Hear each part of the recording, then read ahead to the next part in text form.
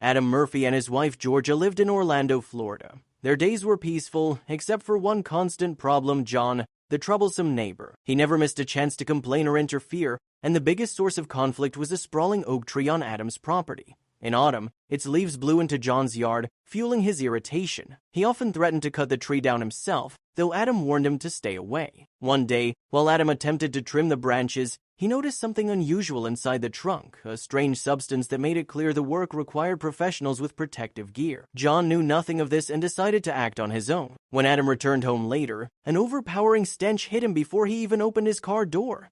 The oak had been sawn off, its trunk leaking thick brown liquid that spread across the grass. In the middle of the mess stood John, furious and pointing finger. "You will not escape responsibility," he shouted just as a police car pulled up.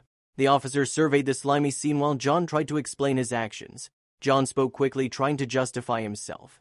"I got tired of waiting for my neighbor to deal with his tree," he said. "I had to cut it down myself, and then this nasty stuff started pouring out of it." The officer frowned and asked, "You went onto someone else's property and cut down a tree without permission?" John nodded, still not realizing the weight of his admission.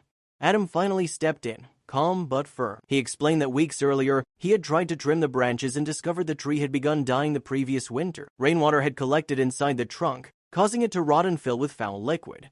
The officer quickly understood that Adam was not at fault. Instead, it was John who had trespassed and damaged property. His own words confirmed it. By law, John had no defense. He was ordered to compensate Adam for the damage he caused. By the end of the week, specialists were called in to remove what remained of the oak. Wearing protective gear, they carefully dismantled the trunk and cleared away the contaminated soil.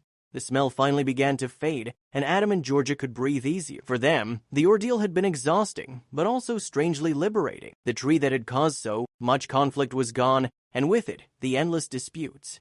Their yard was once again quiet, free of both the oak and John's constant threats.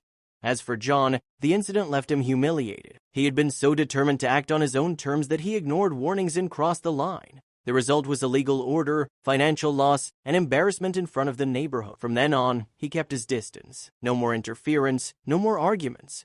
He had finally learned that some battles are better left alone, and that impulsive actions often carry heavy consequences. In the end, Adam and Georgia emerged stronger, while John walked away with a hard lesson: heed warnings before acting rashly.